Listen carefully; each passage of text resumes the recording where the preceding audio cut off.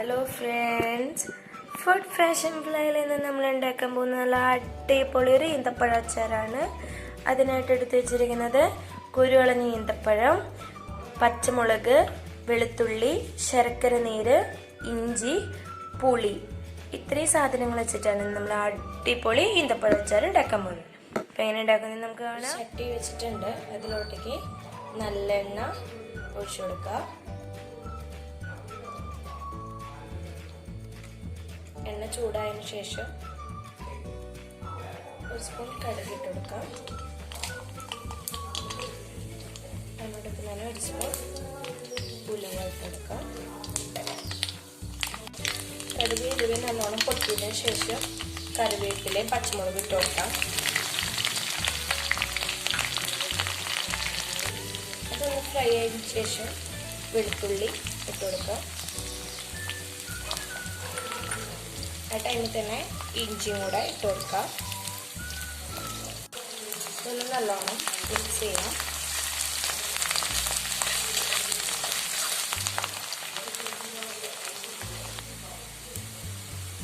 ഇത് നല്ലോണം മൂത്തതിന് ശേഷം ഒരു 1/4 സ്പൂൺ മഞ്ഞൾപ്പൊടി ഇട്ട് കൊടുക്കാം.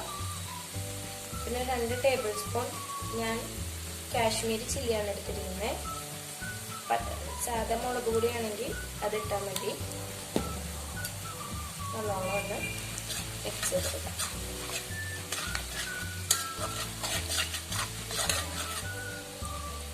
ഇതൊന്ന് മൂത്തതിന് ശേഷം നമുക്ക് ഫ്ലെയിം ഒന്ന് കുറച്ചിടണം, അല്ലെങ്കിൽ ഇതൊന്ന് മൂത്ത് കരിഞ്ഞ പോലെ ആയിരിക്കും മുളക്. ആ ടൈമിൽ നമ്മുടെ ഈന്തപ്പഴം ഇട്ട് കൊടുക്കാം. നല്ലോണം ഒന്ന് മിക്സ് ആക്കാം.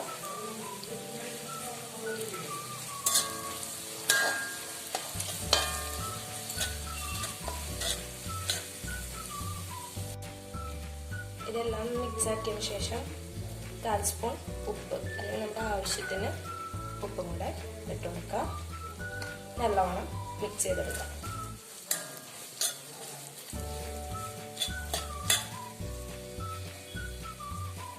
ഇതൊന്ന് ഫ്രൈ ആയതിനു ശേഷം നമുക്ക് നമ്മളുടെ പുളി വെള്ളം ഒഴിച്ചു കൊടുക്കാം.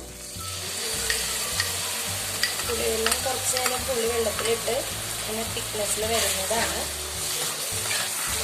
അല്ലെന്നുണ്ടെങ്കിൽ ഇങ്ങനെ വരുന്നില്ലാത്ത പല ടൈപ്പ് പുളികളുണ്ടല്ലോ, ഇങ്ങനെ വരുന്നില്ലാത്തതാണെങ്കിൽ ഒന്ന് മിക്സിയുടെ ജാറിൽ നരച്ചു കൊടുത്താൽ മതി. നല്ലോണം സോഫ്റ്റ് ആയിട്ട് കിട്ടും. നമുക്ക് നല്ലോണം ഒന്ന് മിക്സ് ആക്കി എടുക്കാം. ഇപ്പം കുറച്ചും കൂടി വെള്ളം ചേർത്തിട്ടുണ്ട്. നമ്മളെ പാത്രം ഒന്ന് കഴുകി ഇനി നല്ലോണം ഒന്ന് തിളച്ച് ഒന്ന് ഉടയണം. ഈന്തപ്പഴം നല്ലോണം ഉടയണ പാകം വരെ തിളപ്പിച്ചെടുക്കാം നമുക്ക്. ഇതുപോലെ നല്ലോണം തിളയ്ക്കണം. തിളച്ച് നമ്മുടെ ഇതിലുള്ള ഈന്തപ്പഴം ഉടയണം പാകം വരെ നല്ലോണം ഒന്ന് മിക്സാക്കി കൊടുക്കാം. നല്ലോണം ഒന്ന് തിളച്ച് വെള്ളത്തിൽ വെച്ചിട്ടുണ്ട്. ടൈമിൽ നമ്മുടെ ശർക്കര നീര് ഒഴിച്ചു കൊടുക്കാം.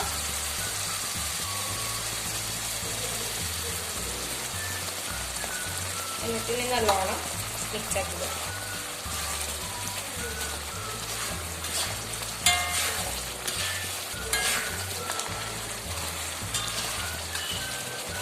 തിളച്ച് വരുന്ന പാകം വരെ നമുക്കൊന്ന് ഇളക്കി കൊടുക്കാം.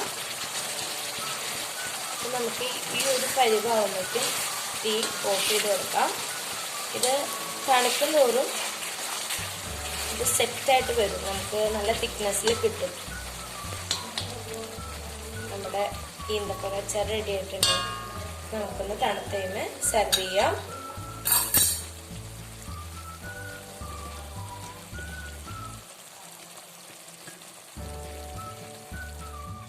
അപ്പോൾ നമ്മുടെ ഈന്തപ്പഴ അച്ചാറോടെ റെഡി ആയിട്ടുണ്ട്. തീർച്ചയായിട്ടും എല്ലാവരും വീട്ടിൽ ട്രൈ ചെയ്ത് നോക്കുക. എൻ്റെ റെസിപ്പി ഇഷ്ടപ്പെട്ടെങ്കിൽ ഫുഡ് ഫാഷൻ ഫ്ലൈ എന്ന ചാനൽ സബ്സ്ക്രൈബ് ചെയ്യുക, ലൈക്ക് ചെയ്യുക. കമൻറ്റ്സ് എന്തെങ്കിലും അറിയിക്കാനുണ്ടെങ്കിൽ കമൻറ്റ് ബോക്സിൽ ആഡ് ചെയ്യുക. Thank you.